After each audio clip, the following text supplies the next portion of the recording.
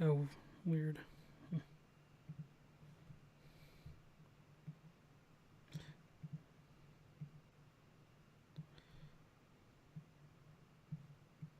What happened? Because Skype has a notification now. Like when you start recording on your end, I Mm-hmm. get a notification like within Oh the yeah, yeah. Skype thing. So it inserts another UI element and it pushes the viewports down Oh, just like 50 pixels. So it threw my whole thing sorry off. about that. It's okay. I didn't anticipate it. Just to make sure I'm not recording you guys without your knowledge, just in case it ever comes to a court of law. That's right. Oh, it was so messed up last night. Um, so my daughter's school does something called like a family reading night Yeah. every so often, and they use Google Meet. And there tends to be a lot of people on the call. A lot of parents will kind of request to come into the call even though they don't have a district email. So last night the family reading night started, and somebody got in and started sharing their screen of nothing but porn. No way. Yep. Wow. And something happened. The school principal that was running it, who my wife and I know, wasn't able to ban them, kick them, or close it out. I don't know if that was user error, if there was some other sort of script running that prevented it. I'm not really sure. My daughter was supposed to be on that call last night, but luckily enough, she wasn't. So I just saved some money on therapy. Yeah. Jeez. Wow. That's a good story to start off with. Yeah. It happened to one of my teachers in my department too. And similar situation in a sense, except it wasn't good old traditional male and female. It was a different sort. Yeah, it was supposedly pretty bad. I heard. Oh. The kind you find in Mexico? Like Tijuana or something? No, not. There are no donkeys involved. Okay. I mean, the mind goes where it goes. The uh, the two individuals involved were of the same gender. I mean, that's supposed to be. I mean, that's more acceptable now. The Yeah, but if whoever complains too loudly, they got to be careful. See, because then they're like, oh, I know, "Hey, I know. It's just funny because my yeah, the teacher that it happened to is our shop teacher too, who is not the most technically savvy person, and it is funny hearing him tell the story because the word plowing was involved. oh, is he in the FFA?" He is now, except it stands for something different now. Oh my gosh! I think we're ready to start the show. Yeah. On that note, Please say we weren't recording. I was. Oh. Are we gonna start the show with one of those little warning? Following podcast contains spoilers. We usually put a disclaimer at the beginning of. Yeah, I could do it like I've done before in the past. I haven't done it like that in a while, but we can. Heavy spoilers, not light spoilers. You set? I'm set. yep, Are you set? set. I guess I'll do it the same way I've been doing it for a while, and when we come back in January, we'll try to find maybe a new way to introduce things. So, are we gonna say that this is like a surprise spoiler cast or anything like that? Since there are several people that thought we weren't coming back. Period. They So didn't listen to the Yeah, end I of the know. show.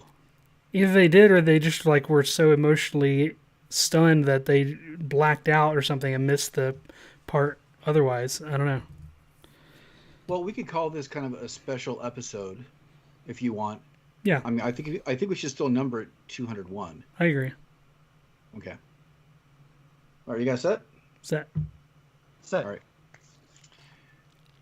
What's up, Internet? You are listening to the Making Geeks podcast, a podcast for makers, dads, and geeks, and you are listening to episode 201, that is. Wow. Yep. hopefully anybody listening was able to catch our episode 200 extravaganza, I guess we could kind of say. Yeah, absolutely. That we put on, and yeah, it was a fantastic show. I got so much it good went- feedback. Yeah, I did too. Yeah. The response was huge, and seeing that many people concurrently on the call and listening in live was really cool. I mean, we see the numbers, on the back end for downloads, but we don't always know how many people are actively listening as opposed to just passive downloads and listening to it. So that having that many people actively in the show, in the chat, but also just kind of like I guess lurking as the show went on, was really, really cool. In a lot of ways was even more motivation to kind of keep things going, even though a number of people may not have completely understood the end of the show, where we said it was the end of the Making Geeks podcast, and it is not the end. It is simply a, how do we want to phrase this? A transition, The end of this... Jumping off point, a rebirth, Yeah. Yeah, we're bringing to a close maybe this older format, and we're looking at changing some things up. So maybe a little bit of a metamorphosis into like what that. our new version would be. So we're like, over the next couple of weeks, going to kind of be going in kind of like a chrysalis phase as we figure out what that metamorphosis We're going is into gonna be. into carbonite, as we were. Yes. We're going to carbon freezing, I Yeah, guess. we're being Which carbonite. might be Well, pretty in appropriate carbon based on freezing, our... they come out the same way they went in. So I don't know if that's a good Emotionally, I analogy. would say they don't. It's the emotional, yeah. They change on the inside, Donovan. Okay. Come on. It's on the inside that counts. All right, so how you guys doing? It's been we took a week off, but we're back with a special episode this week, which we'll talk about in a couple of minutes. But how are you guys doing? Doing well. Still here in Wyoming. The weather's With really snow. nice. It's like 60s, but like the sun beating on you, like it feels a lot warmer than that. Oh, did that 6 inches of snow all melt? There's still remnants here and there, like in little shadowy pockets. But if you drive, like I drove with my friend Travis. He has a Tesla, so we took the Tesla to Jackson Hole from here, which is like I didn't know those were allowed in Wyoming. You can't buy them here, I don't think. And they're certainly in the culture they don't really, because it's like a huge oil and gas state, so they're kind of give you a little side eye. But Yeah, I we bet they look down on it a little bit. took it over like a mountain pass, like on the way to the Grand Tetons and stuff, on the way to Jackson Hole, which was pretty sweet. It's pretty fun. And that drive, like I never get tired of it. It's like it's so dynamic and it changes. It's like you go through like a moonscape looking thing. There's a part that looks like a bomb range sort of thing. Like all the it's hard to describe. Like there's all these like moguls almost made of like rock, and then you go through another area. It's like flat plains, and then you go through another area. There's like these giant red canyons. It looks like something out of like Wile E. Coyote, like all the mesas and like high things, like the Roadrunner zips past, and then you go another 30 minutes and there's just like mountains popping out of nowhere. It's just crazy. It's going for a drive out here in Wyoming. I would say no matter what part I've been in, it's always enjoyable, and it's like way more pleasing than just in North Carolina. You're socked in with trees constantly. Down the interstate, you just see trees. You can't really like see any distance except the highway in front of you. You know what I mean? Like that's the furthest distance you can see. You're almost like in a corridor. Where out here, it's just obviously big sky country, and it's crazy. It's if anybody has a chance, everyone talks crap about Wyoming because there's nothing here, but I would beg to differ. Part of the draw is that in one way there is nothing here, depending on how you look at it. You know what I mean? Like there's not a lot of skyscrapers. There's no skyscrapers. There's not a lot of. There's more antelopes than people. That's probably true. I saw a good number of those. Have you had a chance to taste any of the local cuisine? Wait, antelopes, not antelopes. We had some pizza that had bison sausage and elk sausage on it. That sounds delicious. It was really good. Bison's not bad, although I always feel really weird eating it. Like, supposedly that's what we're supposed to be eating. Endangered? Not as much anymore. Yeah. Yeah, you have farms that are specifically raising bison for food now. Mm-hmm. But yeah, depending on who you talk to, it's better meat anyways. But yeah. Yeah. What you guys been up to? I have been doing a lot of artwork lately, mainly because of teaching and stuff, and drawing a lot with my students, and trying to do a lot of demos. So I've gotten back into that a lot, and also doing a lot of VR with two purposes. One, because it's fun, but two, because I'm looking at a couple projects that I want to do within VR and trying to figure out the best way to go about that. Still putting off the projects that I'm supposed to be doing. But yeah, that's pretty much still sitting in the box in the corner. I got it sitting right here on my desk, and all I have to do is simply model a case for it, shoot 2 minutes worth of a scene, and be done with the video. I have everything edited and put together. I have music to it. I just need this one last thing, and it's done. And it's been that way for over 2 weeks. So I'm like in a really bad state of. It's not even procrastination. It's loss of interest, I think, in some ways. But I should just get it done. I was having that exact conversation with Derek from Square Splinter today, because he's kind of in the same boat, that he has 2 projects that are like, they're done, but the videos haven't been uploaded. So I'm like, hey, you want to race? Whoever can upload their next video first. He's like, no, I'll lose every time on that one. Because he's just kind of like you, like lost that motivation. So I was trying to find ways. It's like, how do you help motivate other people, have motivation to like do stuff? Well, that's a topic for a yonder episode, I think. A good Not one. just about self-motivation, but motivating somebody else. I like it. Yep. All right. Put it in the list. Mm-hmm. All right, Donovan, how about you? What have you been up to?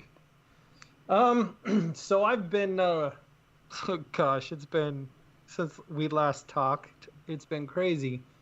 When we last talked, not when we last talked, but when we last had the podcast, my Playhouse video had been doing terribly. I think I was about 2,000 views in the first 2 weeks, and I realized that what I was doing wasn't working, and then I needed to pivot and try something different. And so I bought a Wacom tablet and got a couple lenses for my camera, and am starting to do photography, like not videography, like specifically photography, because I want to learn how to do compositing in a way to make like really, really cool thumbnails.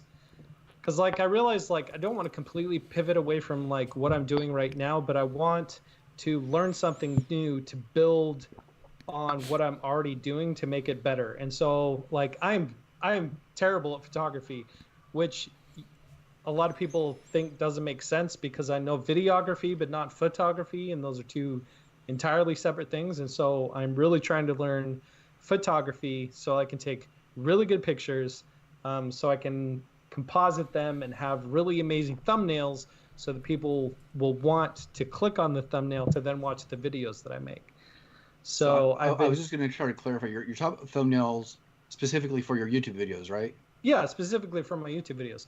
Like the thumbnail that I created for the Playhouse is different than any of my other thumbnails, because I like composited it to try and make it look. I didn't know anything about compositing. It was just like literally just tracing and cutting and pasting and Photoshop and different layers and stuff like that. And it took me like 2 hours just to make that thumbnail, because I had no clue what I was doing.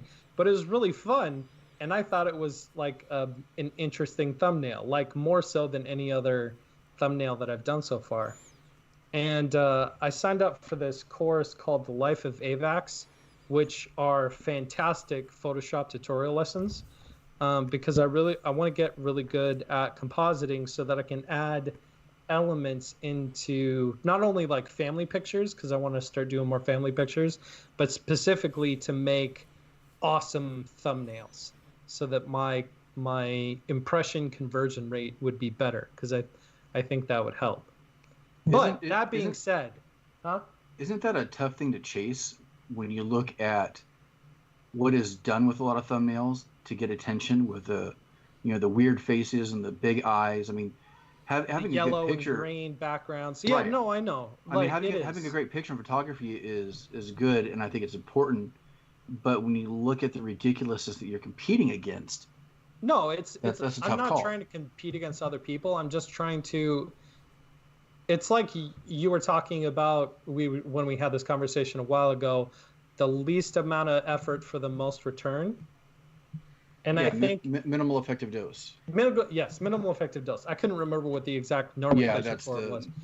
Yeah, but minimal effective dose. So I was like, well, aside from completely changing what I'm doing, what is something quote unquote simple that I can do that would have a better rate of return? And before people even watch your video, they have to click on the thumbnail to get to your video. And if you don't have an interesting enough thumbnail, then they won't click on it. And so I was like, okay, minimal effective dose. If I can improve my thumbnails in such a way that more people will want to click on the thumbnail, then I'll get more people watching the videos. But all that said, on the 26th of October, Wes was like, let me see what I can do. 26th of October. On the 27th... Yeah, I'm going to interrupt you really quick. Whenever Wes says, let me see what I can do, something cool is about to happen. I hope. Yes. I have learned through watching my analytics, I've given it's the Wes effect. Because if you look at my analytics, it's like flatlined for the past 9 months. Like, I do have views. It's like the little rolling plains. We're in Kansas and Oklahoma right now. It's the rolling plains, and all of a sudden you hit the Tetons in Wyoming, and the curve just goes up. And that little point, that little focus area that I want to call the Wes effect, was on the 27th of October. And from the 27th of October, my video has blown up. I got 100,000 views just yesterday. I'm on par to hit really good numbers because the traffic has not slowed down. I don't understand the magic of what Wes did when he said, I am going to do something, but whatever he did worked, and worked really well. So my video, which was doing poorly and made me want to pivot to try something new, now has freaking exploded, and it's become like my highest performing video of all time. I mean, I could...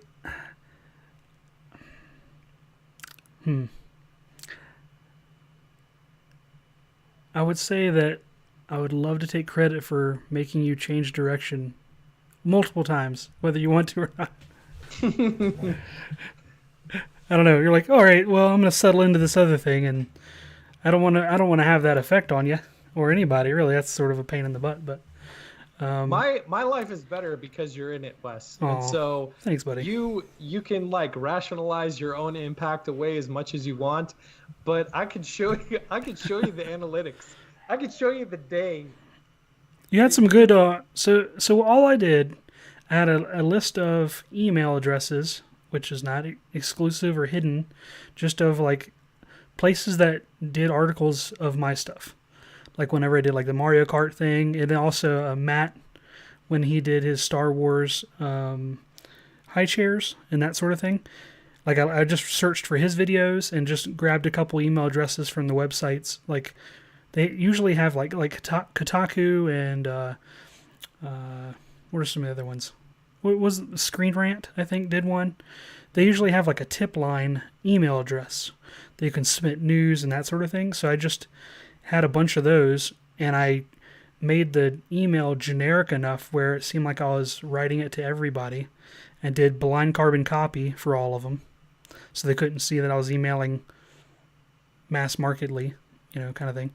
And so Okay. I basically just said that, here's this cool video. I put your link to the video, I put the thumbnail that you had in the email for like visual reference. Then I just basically said that it's really awesome. I kind of gave some detail of which, the stuff that you did on it, and then some background on your channel and stuff, and sent it. I mean, I would like to take credit for all of those views, but I definitely can't. As you said that coincidentally someone else sort of picked up the ball and kept running with it, but I like to think maybe I punted it towards them at first. I don't know. Sure, why not? I mean, some of the articles are pretty flattering for you, I think. Yeah, they are. They're really pretty good. And I couldn't understand any of it because he's speaking in Japanese.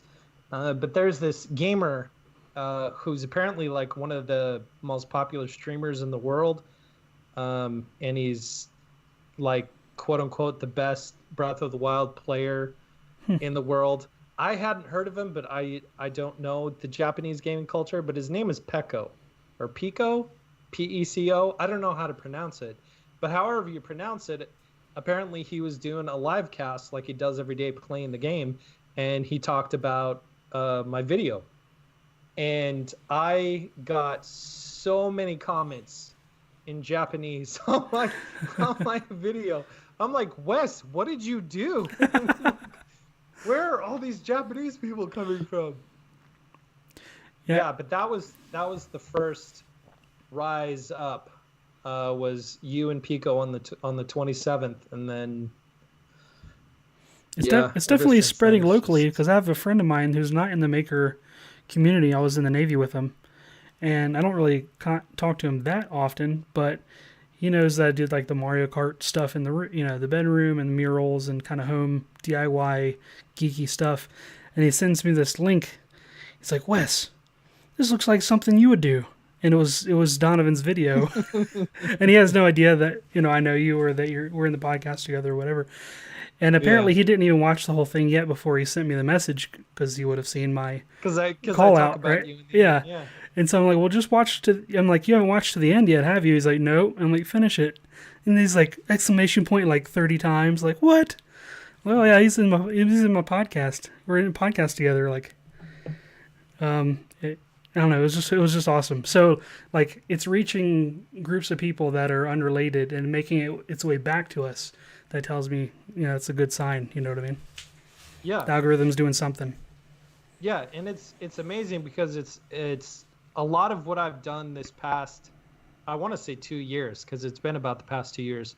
I felt like I've been working a bubble and haven't been able to reach beyond my own area of influence in terms of my content. But this video has kind of changed everything. Hopefully it continues. So thank you, Wes. I'll do what I can do. I couldn't have done it without you. I don't think so. But thank you. Wes, you should start a new company, Wes Professional Services. Yep. Well, with that, I was going to say, shall we get into the bread and butter of this episode? I didn't want to run over anybody, but yeah. Keep everybody in suspense. So with the Mandalorian season 2 officially out, the first episode's been released already. The next episode will be released this Friday. We thought it'd be interesting to kind of talk about the first episode and try to predict where the season is going to go based on kind of the breadcrumbs left from last season, but also from this first episode. And just, having a little bit of fun with it, especially since, we're not going to be doing a play-by-play every week as the new episodes come out. And maybe at the end we'll do kind of like a recap and see who was right, who was wrong, and who is still mad at Disney for messing up the story. I'll let you guys guess who that's probably going to be. Not pointing at anybody, huh? No, not at all.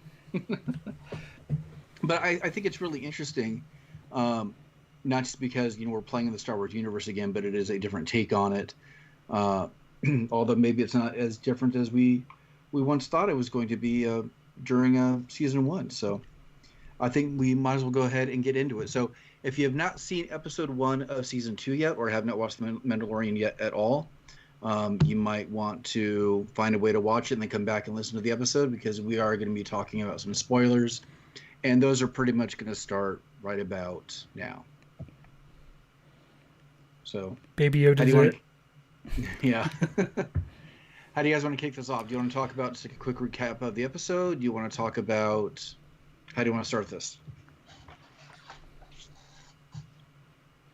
How do we want to start this? We could talk about, maybe we can start with your experience watching it.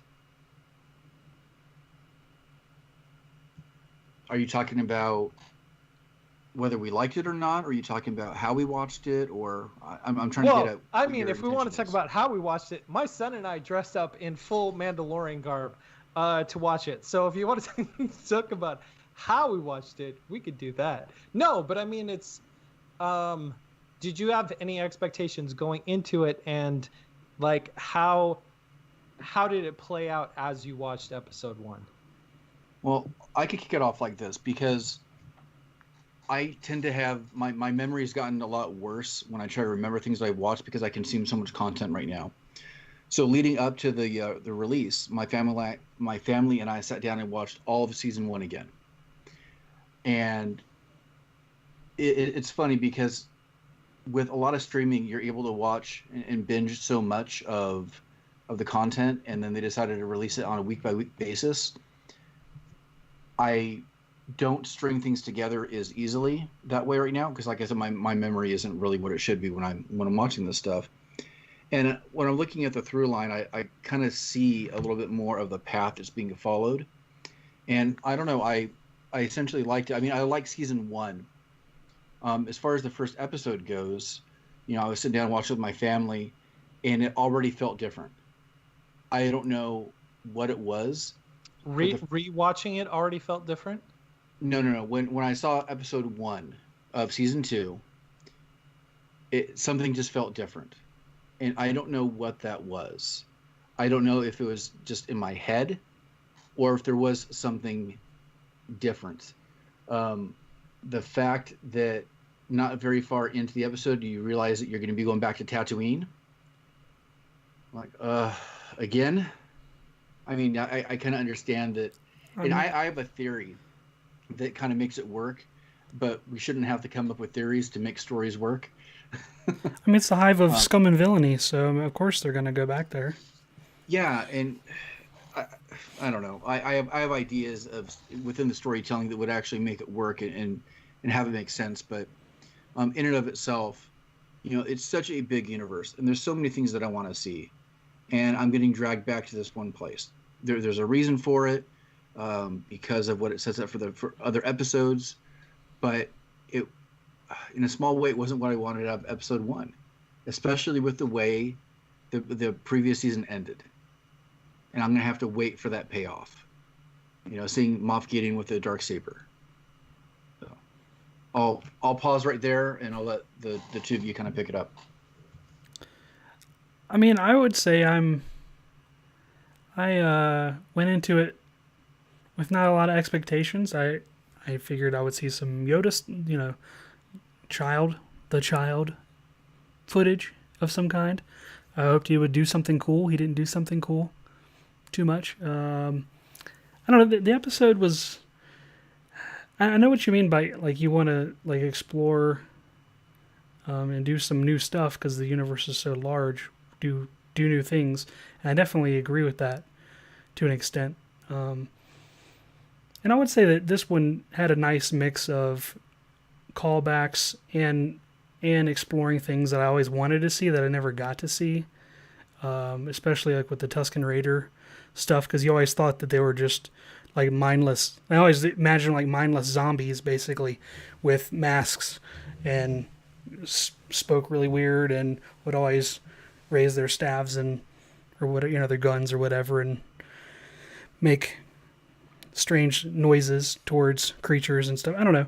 Like, it felt sort of rehashy in one way because it felt like they sort of The episode in season 1 where he helps out the Jawas, and then goes to fight a big creature, and then he slays the creature for the indigenous people, and then they harvest the creature, and they pull stuff out of the creature and raise it up, triumphantly. It was like exactly the same. And I understand that in one way, like Star Wars is all about repeating beats, like that's its thing. Like from one trilogy to the next trilogy to the next trilogy, that's kind of how they do their stuff. But it felt super cookie cutter and formulaic from that perspective. Like I wanted to see the stuff with the Tusken Raiders, but it was so similar to how it played out with the Jawas. It felt like I was just watching the same episode. They just like copy and pasted different indigenous weird creatures. Like, I don't know. I think they could have went it maybe in a different direction with that. As far as the Boba Fett stuff, I mean, he's I don't know. The guy kicking in the door, and I could instantly tell it wasn't Boba Fett because he's so lanky and didn't fit him worth beans, which I know that's the point. But I like the actor too, Timothy Olyphant. He's a good actor, and I don't know. I'm staying cautiously optimistic. I'm not sure about the season. Don't get me wrong. Like, I could complain and nitpick about it all the time, and my normal inclination for Star Wars and a lot of geek properties that I hold near and dear to my heart have, I think, a lot of the geek culture to some of the detriment, like ends up picking it apart too much and kind of spoils it for themselves, where they would normally get a lot more enjoyment if weren't so analytical about everything. So I'm trying to have more of a childlike approach to some of these things so I can just trick myself into liking it more. I don't know. And then that being said, like, I would much rather have this than no Star Wars at all. Like, on the grand scheme of things, this is not bad. I don't think. But that's just me. I'm excited to see where they go. We'll talk about theories after we do our little introductory recap here. I don't like Amy Sedaris' character very much. I think she's pretty annoying. I know that's because maybe... it's Amy Sedaris, or because I like her in a lot of stuff that she does, but I don't know. And I think that obviously that's what they're going for. She's like the slapsticky character, but it just felt like she doesn't belong there. I don't know. Like the silly droids, that's one thing, but it was too heavy-handed, where it just felt like she was extra out of place. I don't know. Again, a nitpick. I guess I should preface mine by saying I'm trying to be scholastically analytical about all of this rather than just whining. Because I do understand the fact that Star Wars is a movie about space wizards made for kids. So being a full-grown man, trying to give my analytical review about a kids movie about space wizards may seem a little out of place. But that being said, I'm trying not to whine about episode 1. Because I do have to say, like, as a preface, I enjoyed the episode. I didn't like it, but I enjoyed it. Because I do like the world building that they've done for The Mandalorian so far, kind of. Even though it's on the same world that we've known for the past freaking 40 years. But there's something about the Mandalorian character himself that I am innately drawn to, being a father. Because that's the thing that I loved about season 1 of The Mandalorian is how terrible of a dad he is. At its bare bones, at So its bad. elevator pitch, simplest level, it's a story about a guy becoming a dad.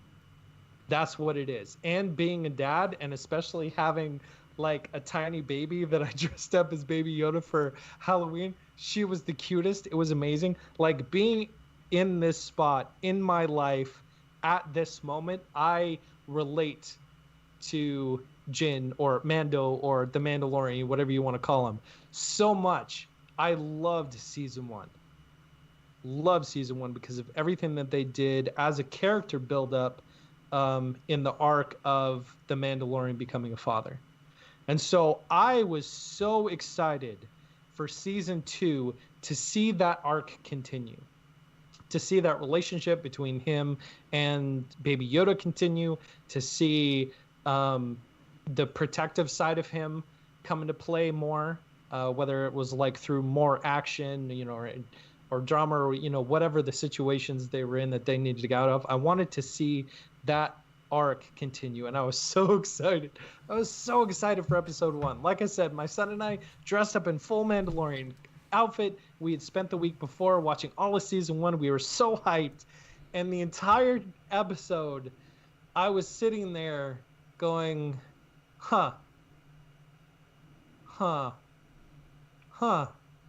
okay, because of one word that I keep coming back to, that Shawn wanted to talk about a little bit, and I guess this would be a good segue to delving into that word, and that's intertextuality. And intertextuality is referencing a past moment in a property for emotional payoff. And used and done right, intertextuality is very effective in terms of a storytelling mechanism.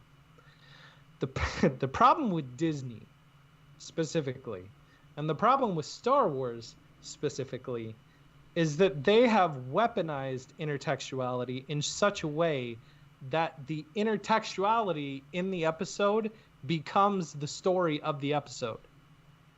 And so I was reading like a little article. There were 60 callbacks, 60 Easter eggs, 60 references to past properties in the Star Wars universe in this one episode.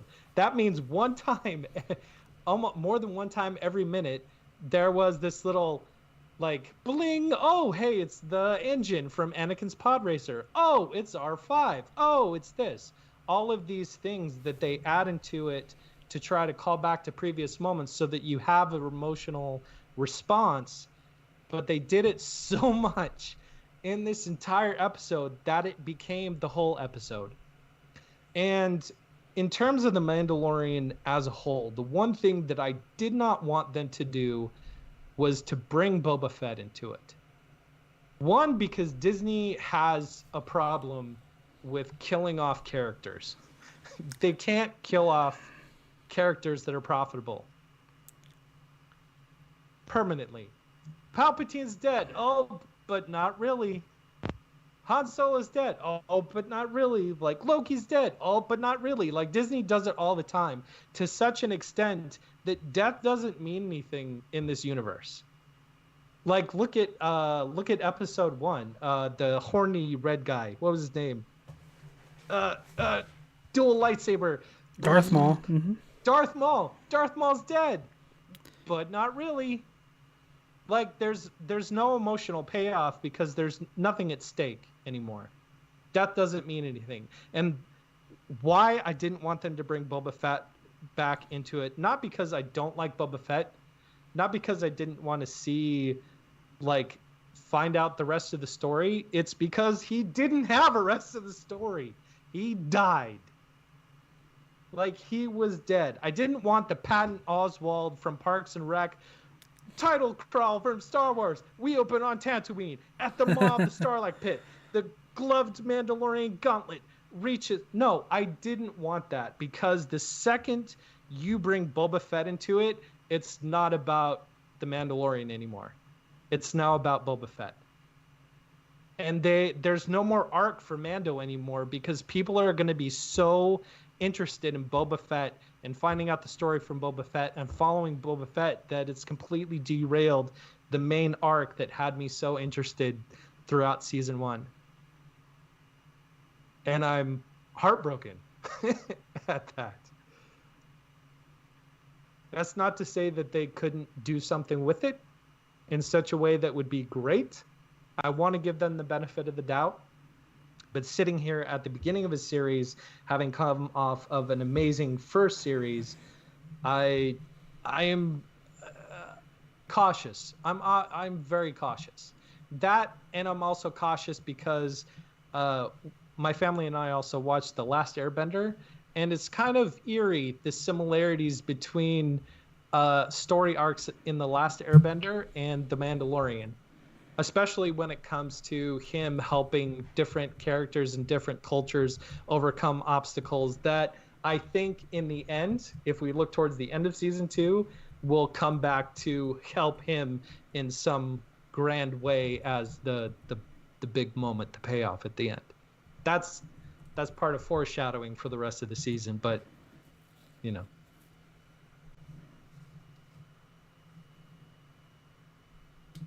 You're muted. Oh, there we go. Okay. All right. So that was a lot, and I'm sorry, but no. I think it provides a good context for, you know, looking at the series for what we've seen so far, and also where it might go based on your claim. Well, actually, I wouldn't even say it's a claim, because it's there. It's not even really debatable about the intertextuality. I think the purpose of it and the effect of it, I think, is where some of the conversation comes in, not really whether or not it occurs, because you can see it in the episode. I don't think the intertextuality is as big of a problem as you feel it is. I mean, you're the one that said it before, that this is essentially made for kids. Mm-hmm. And kids, you know, it gives them, I think those are bigger breadcrumbs for younger audiences to follow. And then being adults and analytical as we are, I think that's when we start rolling our eyes like, oh, really? They have to show that? Oh, that's really there? And maybe that's why it feels that way, because it feels like such an obvious nod, even though most people just call it an Easter egg and leave it as is. Easter eggs used to be a lot smaller in terms of their placement and noticing them in scenes in movies, but now they're so large that it's barely even an Easter egg. It's simply just a pure callback. I don't think that Disney's problem, or I guess we could say Disney, because they're the ones kind of running things right now. I don't think the problem is intertextuality as much as it is destroying intrigue or leaving things to be a mystery a little bit more. I don't think Boba Fett is actually that interesting of a character, and part of that was done with episode 2 of the Clone Wars, where we know that he is this unaltered clone of Jango Fett. He's not a real Mandalorian. He's a bounty hunter. I don't know what more there really is to tell. I don't think he's that interesting of a character, to be honest. I don't think Boba Fett's part is gonna play very far into the season. I think it's simply Tatooine, and it's gonna probably help, maybe on the Mandalorian's journey, and hopefully that's it. Hopefully it's done, because there's enough other things to get to later on. Which I totally agree with you on that. I mean, there's an entire universe that they've established in the Star Wars universe, but we keep coming back to 3 planets following 15 people for 40 years, and I just want to see something different. That's what was so great about season 1, is the fact that it was its own thing. It could stand on its own without constantly having to tie itself back to the original trilogy. And they ruined that with season 2, because there's so much more you could do and so much more you can explore. And one of the things that I loved about The Last Jedi, and that I love that Rian Johnson did, I know you're going to argue with me, is the fact that he made Rey a nobody. In a world that has been created, that has told you, if you're a Skywalker, or if you're a Solo, or if you're a Palpatine, then you're special, then you can use the Force, then whatever. He came in and said, no, Rey is a nobody. And even though she is a nobody, she can do something special. She can do something amazing. She can be something amazing. And that is what I loved about The Last Jedi. But then they retconned all that and said, nope, she's actually not a nobody. She's a Palpatine, and that's why she is what she is. It's not that she was a nobody that learned how to do something great, is that it was it's such an incestuous storyline. Everything has to tie back to the original trilogy. And when you don't have enough confidence in your story to stand on its own without constantly having to make references back, that intertextuality, back to the stuff that's come before it, then you've lost the quality of your story. And that's what hit me the hardest, is that it had so much potential to be its own thing without having to be referenced to everything else, but it couldn't help it. I would say that it still is its own thing, though.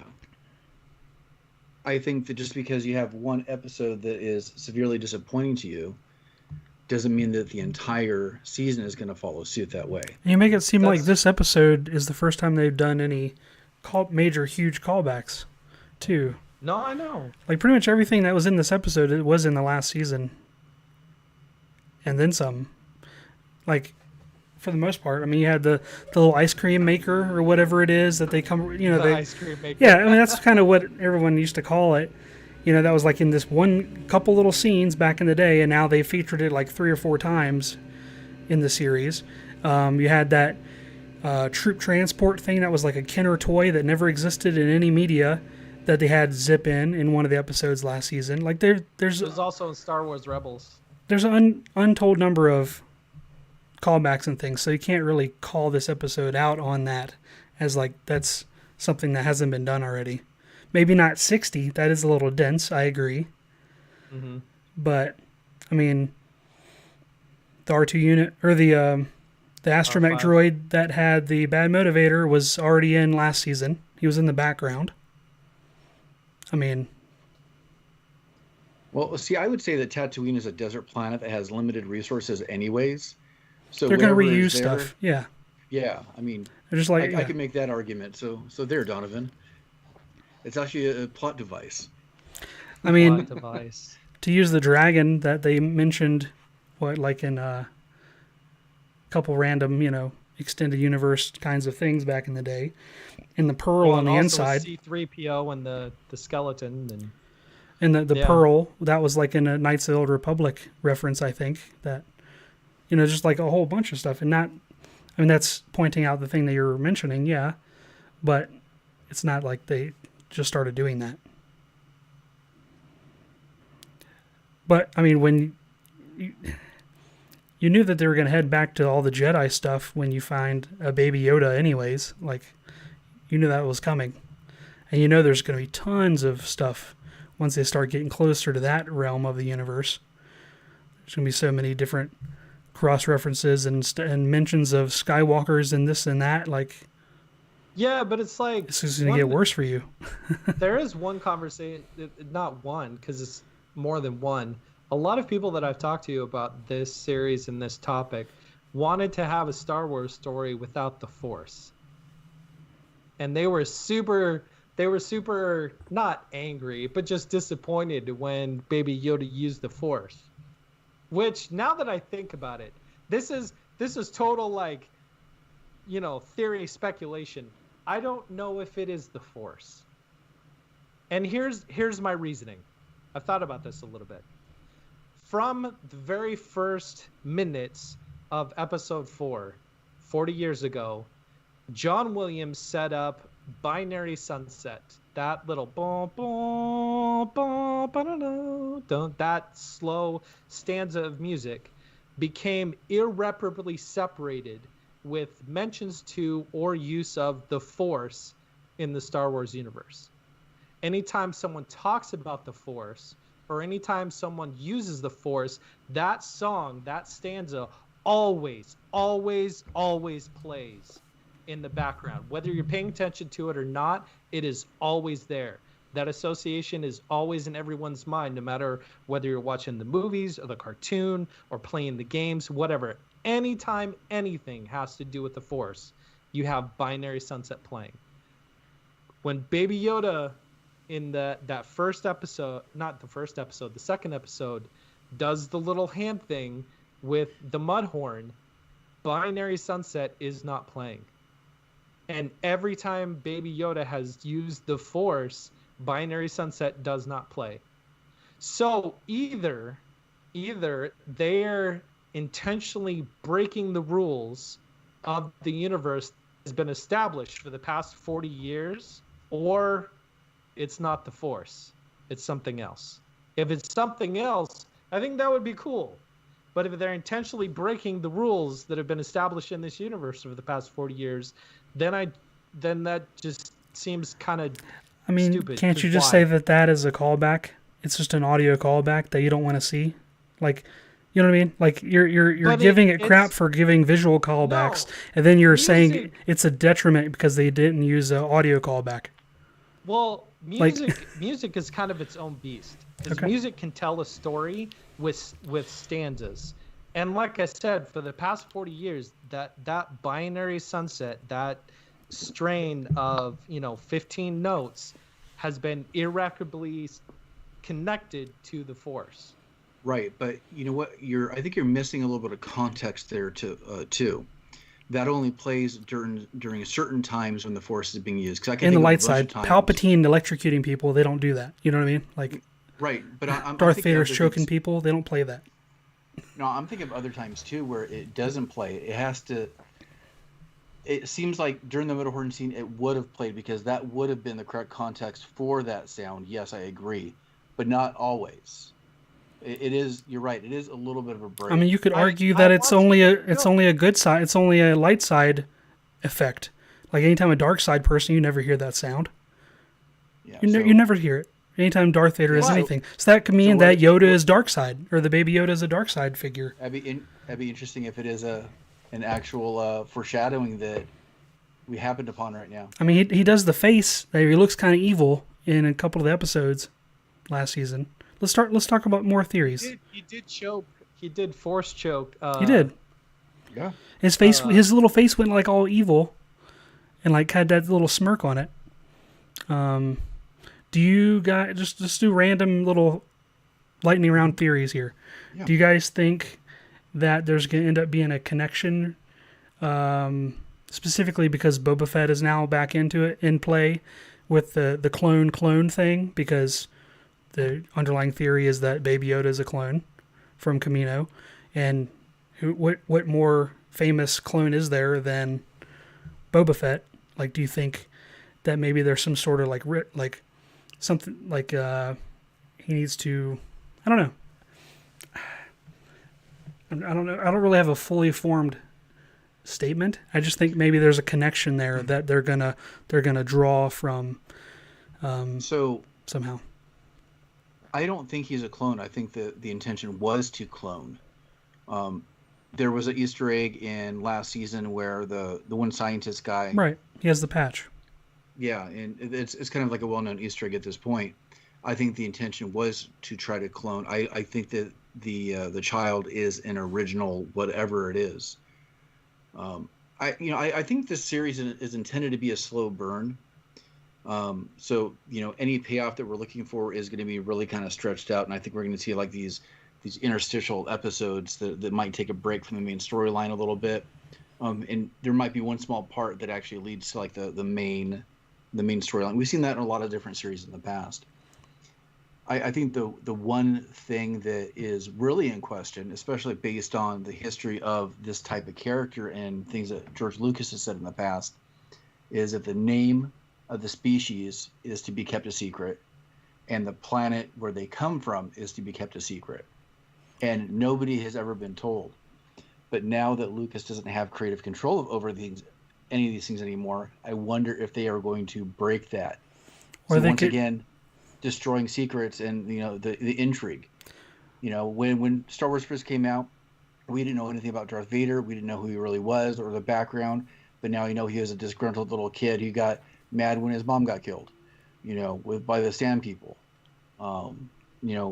It seems like all these stories are coming after are filling in story gaps, but they're also destroying mystery at the same time. And I'm wondering if this is going to do the same thing.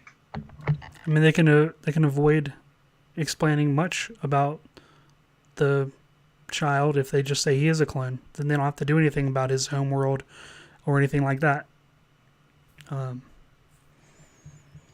That means the entire journey is moot then, because he doesn't have people. I think that maybe Boba is going to be the thing that leads them back to Kamino with the child because he knows more about clones than anybody, but aside from maybe the doctor who had the patch, right? Just a normal, person, which that fact that he is a clone, maybe he's trying to become more of a legit Mandalorian, like in his eyes. Maybe he's trying to, I don't know. I'm wondering if they're really going to try to use this series to bridge the gap between Return of the Jedi and Force Awakens, because within that time, the Empire or the First Order stopped using clones for their stormtroopers and started capturing people and converting them somehow. So I wonder if this is going to tell the story of how the clones stopped being cloned, I guess. I don't know. I hope not, because that sounds horrible to me. Donovan's being also oddly like quiet. derailing the entire main story arc to explore something else. Yeah. But is it just me, or do I think the Mandalorian as a character is somewhat boring? I mean, and here's my only reason for saying it. Other than simply being a bounty hunter and being on this endless cycle of picking up bounties and cashing them in, he now has this quest. But without this one quest, it seems kind of boring to me. I mean, unless they do more stuff about his backstory. But they kind of did that as far as, they did a lot of that in the last season, explaining where he came from and his distrust for the droid stuff and all that. Yeah, his distrust of droids is, I don't know, might be fun to explore. Although, ever since IG-88, when he went back to Tatooine, now he doesn't have a problem with droids anymore, so that's kind of fallen by Do you the guys wayside. think that Boba Fett turned in his armor? Like he sold it, like after he crawled out or got vomited out from the dragon or whatever he did, right? Because we're assuming that the dragon ate the Sarlacc, which held Boba Fett, right? That's the That's what it seems theory. like, yeah. And because it looked like he had acid burns on his armor. They're like a lot of the paint was yellowed. And the bullet, not the bullet hole, Mhm. but the dent right at the head. Yep. One person was like, yeah, he's not going to have his memory because whatever hit him right there is going to give him amnesia. I'm wondering, too, that there might have been These are motivation. the days of our lives. I'm wondering if there was motivation to get rid of the armor, too, once he learned that the Empire had fell. Yeah. And don't know if he was... I mean, bounty hunters are kind of independent, but still might have been thought of as like a remnant of the Empire. Or maybe the word got out that he died a chump's death, like a cartoon character, and he basically wanted to throw that away and start over as like a undercover Tusken Raider. Maybe. So, I just thought of something. Ahsoka has been confirmed for this season. Along with some other people, too. That being said, it may be Rex. It is. But... Oh, no, I didn't mean... supposedly Rex is in the episode, but yeah, I don't know. But that said, he's always always already has a been beard. credited as Boba Fett, so it's not Rex, it's Boba Fett. So that tosses that out the window. Never mind. Yeah, but I mean, how interesting would that be to have both of those characters, one being a clone of the other, and having that interaction? I think that is interesting. I find that interesting. Yeah, I see this as a The Last Airbender, where he just goes from planet to planet helping culture and culture that eventually all come back to help him defeat the big bad guy in the end. That's kind of the direction I see it going. That's been the storyline for a lot of shows, though, and long before Airbender too. I know. But so, any final predictions about episode or season 2 and the direction you think they're going to go, or what the real storyline might end up being? Because I think that there's a lot that we still don't know. I think he's going to lose the child and spend most of the season trying to get him back. I mean, do we have to assume by the end of the series that the child dies? because he hasn't been brought up anywhere else? No, I think Mando's gonna die, and the child's gonna go on. And just goes in hiding for 60 years or whatever? Or he gets taken by another Mandalorian, because the title isn't specific to Mando by himself, because they've already given him a name. I mean, it does bring up an interesting question, though. I mean, Disney placed the timeline for this before content that we've already seen that we're really familiar with.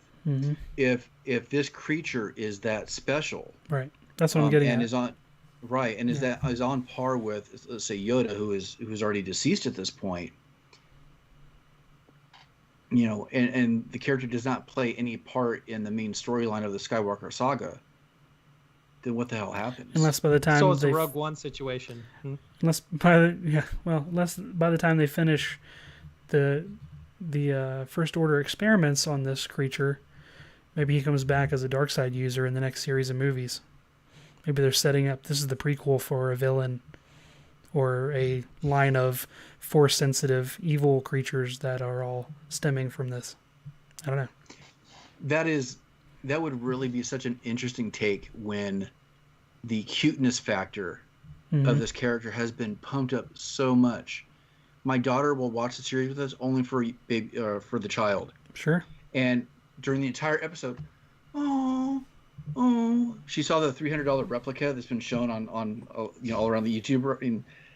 And my son's like, can we buy it? You're not buying a $300 replica like that. That being said, we do have to realize that Disney is a toy company that just happens to make movies. Can you sell toys of an evil Baby Yoda? Absolutely. I don't think you can. Well, I think that we're missing that whole villains, like Disney line is all about villains, and they're selling all kinds of stuff based on that.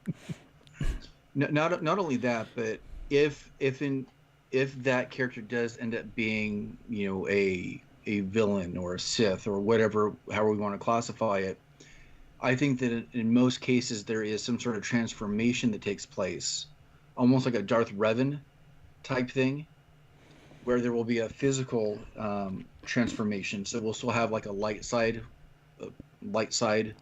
appearance and then a dark side, if that ever happens. But what the hell do I know? It's just a theory.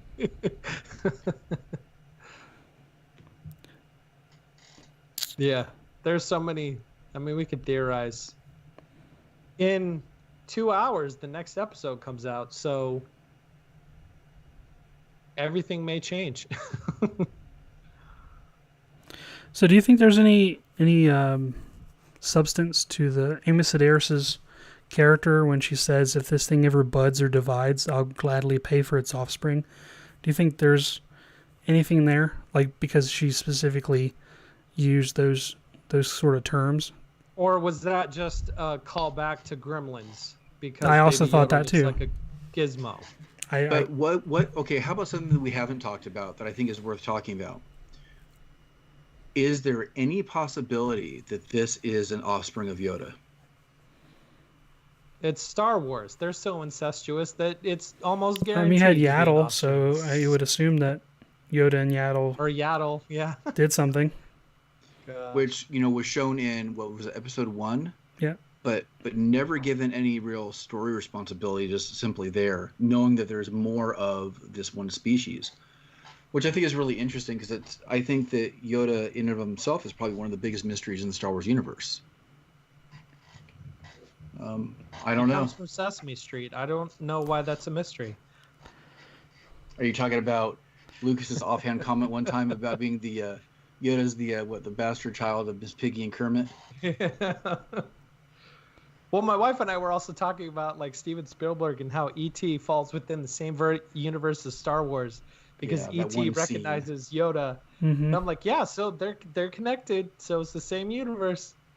Well, E.T. is also in Star Wars. Yeah, they are. Oh my gosh, I forgot about that. I thought that's what you were referencing.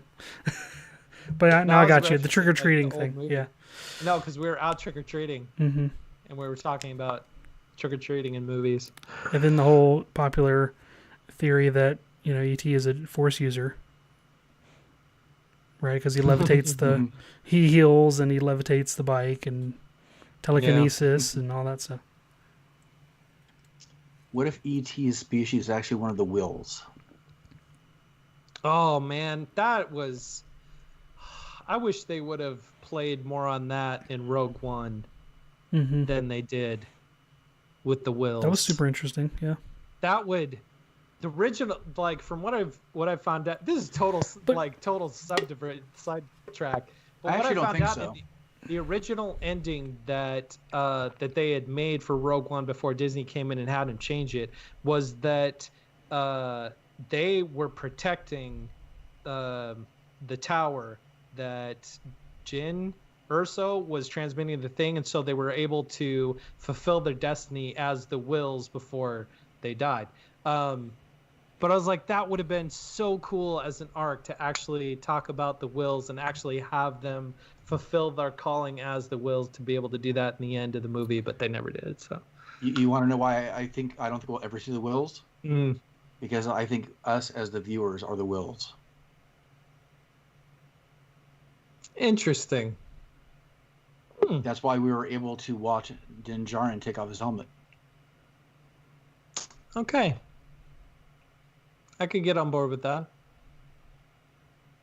Why is that callback okay, but all the other ones aren't? That's not a callback. That's sure it is. It's just as much of a self-referential thing. Just because you happen to like that and they haven't delved into that yet. And that's all I'm saying. It's like, not that it's... ooh, they just talk about Jedi temples and the Kyber crystal. Ooh, let's do that. I mean, it's all the same. It's just the fact that it's like there is so much they cram into it that had you not seen everything that happened before this, if nobody had watched in like a single Star Wars movie and watched episode 1, episode 1 of season 2, they wouldn't understand the thing that's going on. Because everything in that episode is referencing something that came before it. It's not standing on its own. It's relying itself to calling itself back to. I don't think that's a fair comparison though, to a degree, because I think the Mandalorian series is a singular story, even though it's coming out in episodic form. I think it is a singular story that has a sequence, and you have to watch it in sequence. I don't think you had to know a lot of the Easter eggs or intertextuality to enjoy the episode or understand what was going on. My wife wouldn't have recognized, or she didn't recognize any of the Easter eggs. The story, in a sense, is in place. I think that intertextuality gets in the way for you. Distracting. Yeah. Which I completely 100% agree with you with that idea in Solo, because that ruined the Solo movie for me. I completely agree with you that they explained every little bit about him in there. It was overly forced. It was overly forced. Yeah. I mean, also the same thing can be said for all the Avengers movies, right? They're all constantly calling back to each other, and the Guardians who are all back. Guardians lives all the way back in like another part of the galaxy, and they happen to cross paths with Thor. I mean, it's just what movies do nowadays. I think the MCU is worse. I can make a different. I know we're getting kind of late in the episode already, but I could make a different argument for Star Wars that this is a relational universe where things are all kind of pulled together, mainly because of the Force. I think that there is a grander type of design on everything because of the Force, and it's within the mantra of so many films. It binds things, it brings things together, and in some ways, I think that Tatooine might be the center of that for whatever reason. I just wish that it wasn't. I wish that other stories could exist on their own within the Star Wars universe and still be awesome. I think they can, and I don't think that including the Force makes it otherwise. Not just the Force, just other characters. What percentage needs to be new stuff, and what percentage needs to be old stuff for you to be happy? No, like I said, I enjoyed it. I still enjoyed it. Even though I didn't like it, I enjoyed it. But want one of the things that I didn't like about when Disney bought Star Wars is the fact that they said, "Hey, that entire universe that was built by the fans, by the people that love this property and expanded the story beyond the original saga, none of that matters anymore. Only what we say matters." Donovan, And have you ever read the Thrawn trilogy? yeah, the what was going to be the original sequels of Yeah, 70. I'm about halfway through the 3 books, and it is a far better story. So I'm actually in complete agreement with you for that. It probably did not go the best direction after that purchase. I think the stories are okay, they're serviceable, but I still don't think it's the best version of the universe that it should have been. Are we beating this horse? But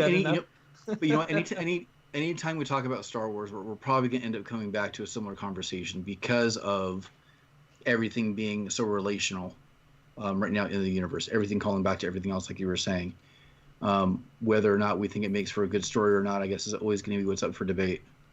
It's true. And sometimes, and I think that maybe we have to start looking past that a little bit, because that may not be the parts that are for us, but maybe just trying to focus on the core of, even like you said in the very beginning, it's this weird pseudo father-son story. Mm-hmm. And as long as you're enjoying that part, maybe it's okay for us. Or for when you. all is said and done, the most important thing to remember is that this is a movie about space wizards made for kids. Oh, I thought you were going to say it's about the friends we made along the way. All right, let me just ask you guys: did anybody else laugh out loud when Mando pulls up like the whistling birds on his wrist, and he's getting ready to fire at all those guys at the beginning, and the child like hits the button and falls back? I laughed out loud, and I was the only person in the group of people that I watched it with about that. Did anybody else find it funny, or was it just me?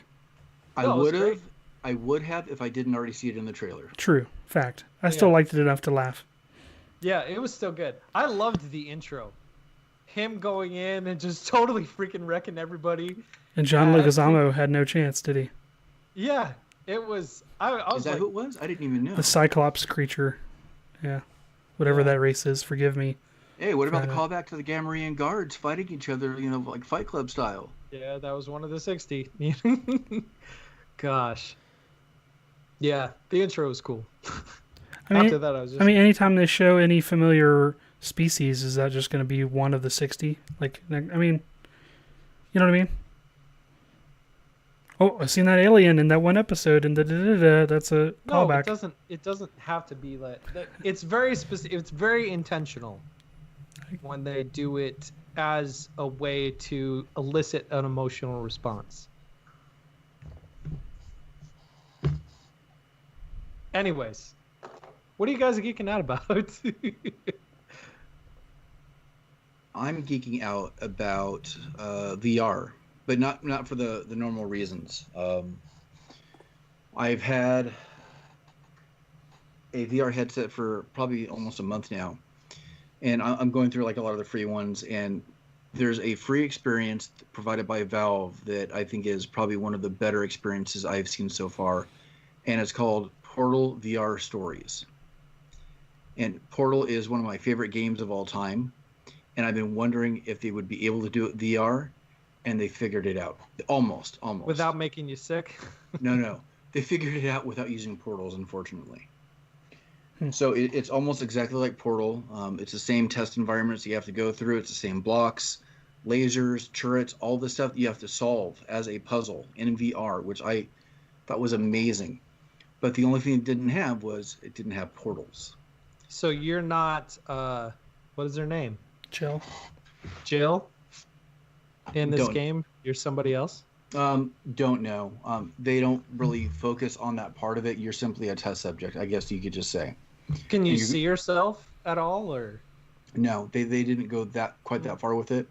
But you're in the different test chambers, and you have to solve puzzles in that same environment. I mean, all the tropes that you would expect are pretty much there for the most part, toned down. It still took me 1 or 2 tries to solve some of the puzzles and to think through it. And you teleport to different places within the test chamber. What you would typically use a portal, you teleport, and you have a small little, well, it looks like a portal gun, but it's more like a gravity gun where you could grab like blocks and pull them to you, and that's how they solved that problem. And even teleporting around, I didn't feel motion sickness at all. I didn't feel off balance, and it was fantastic. Now, if only we could figure out if you could figure out how to do the portals, that'd be great. And I think they can do it. I think they could figure out a way to do it.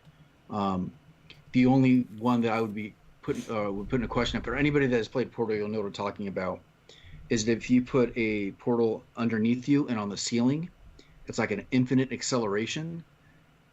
That one would probably make me paint my walls in my office here. Because regarding, it'd be more the one where you jump out this way and then you like fly, and then you like flip upside down. Well, that would probably do it too. But just on a quick aside, there was a Spider-Man Far From Home VR experience that you can mess around with. My son loves that. I tested that out. Except in the beginning, there's a setting to say if you want to move physically in the world or if you want to teleport. I wasn't paying attention. I put move physically. I put forward on the controller, and I felt like this. The vertigo. Forward, and yeah, and I thought I was going to fall over. Yeah. And then you have to climb a wall, and I went up the wall, and I went down. And because there's no inertia on my body, but my eyes are seeing the ground coming up, I went like this, and my son was in here laughing his butt off at my reactions. And I took it off, and I said, okay, I don't think I can do this right now. I handed it to him, and he had a similar reaction so that I was laughing. It's the only weird motion experience I've had in VR. But yeah, I'm loving it. So Portal VR Stories, it's free. If you can get a hold of a headset somehow, do it. It is a ton of fun. I wish it was more than 10 levels or 10 test chambers. How about you guys? I want to say that I'm geeking out about some movie that's coming out within the next 2 months, but all of the movies that had been announced for holiday season of 2020 have been pushed off to 2021, which is really depressing because I was so excited to see Dune at Christmas. Oh crap. Yeah. But that being said, there is one movie that is still coming out this holiday season, which is Star Wars Christmas Special, which is the Lego version. I don't know if it's going to be the Lego version of the Star Wars Christmas Special, but Lego has done so good a job at making good movies that I'm excited to see what they do with the Star Wars Christmas. Have you not seen the trailer for it?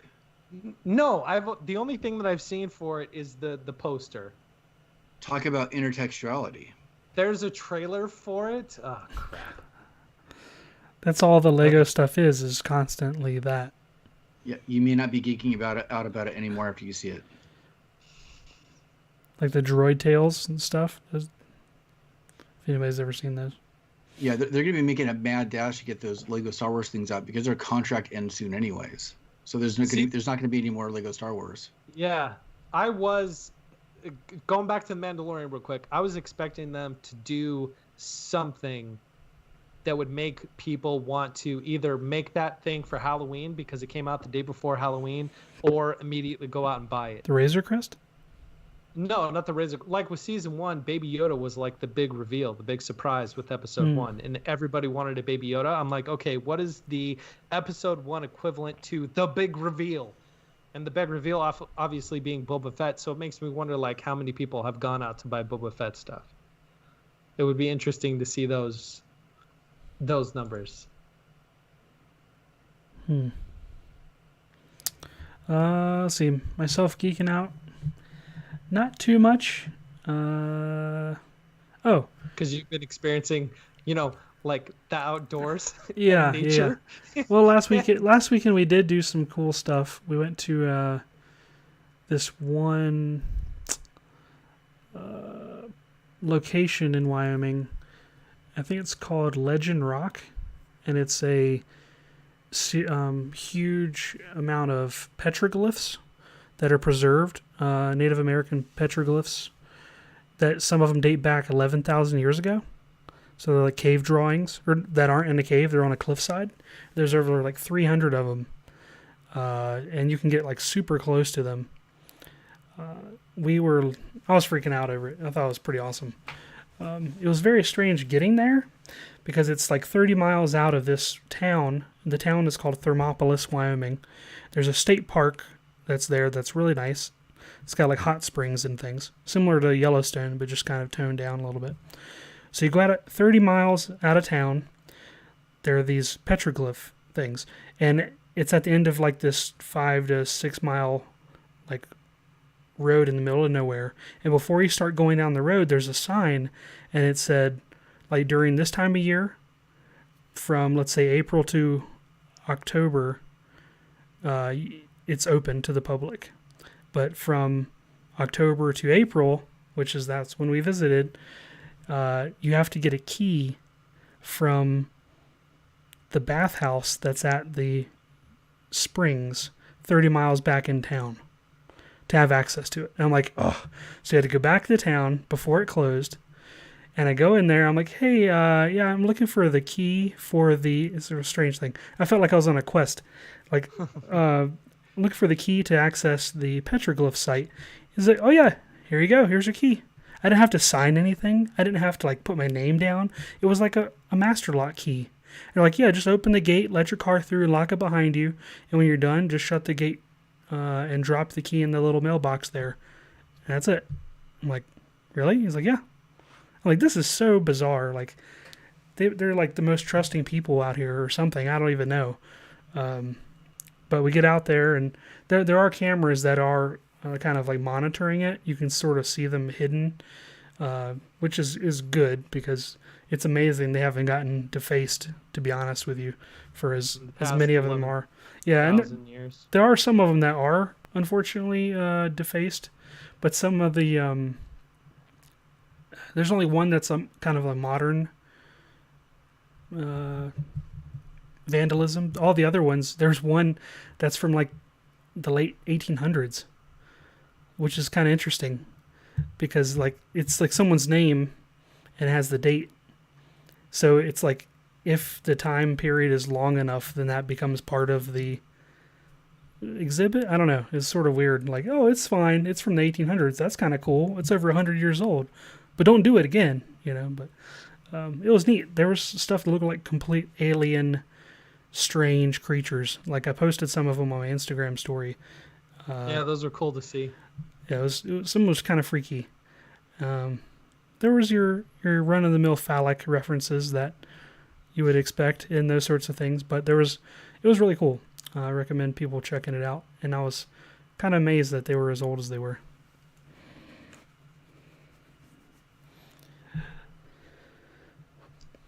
That was very cool. Well, that brings us to the end of the episode, and want to remind everybody that, you know, even though we're going to be taking a break over the next couple weeks, because you can still check out all of our past episodes on our website, makinggeeks.com. It is going through a couple changes right now and a little bit of a redesign, so some things might be in a slightly different place than what you've seen before, but all the information is there, and you can listen to all of our past episodes there on the website at makinggeeks.com. And we're all involved on social media. Like Wes was talking, he was just posting pictures of, you know, petroglyphs that he's seen. I'm posting pictures of things that I'm working on now. So is Shawn. And I'm sure he's going to post pictures of the project that he's going to finish this weekend.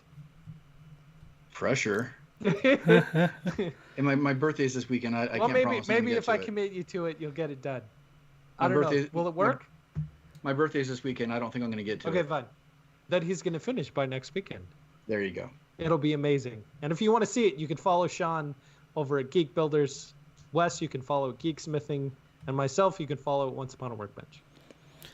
And would like to thank our friends over at Patreon that help keep us on the air with their financial contributions at patreon.com/makinggeeks. Especially our top patrons, Square Splinter, Jordan Rimple, and Clinton from C3D Prop Shop. Thank you guys so much for your support. We appreciate you.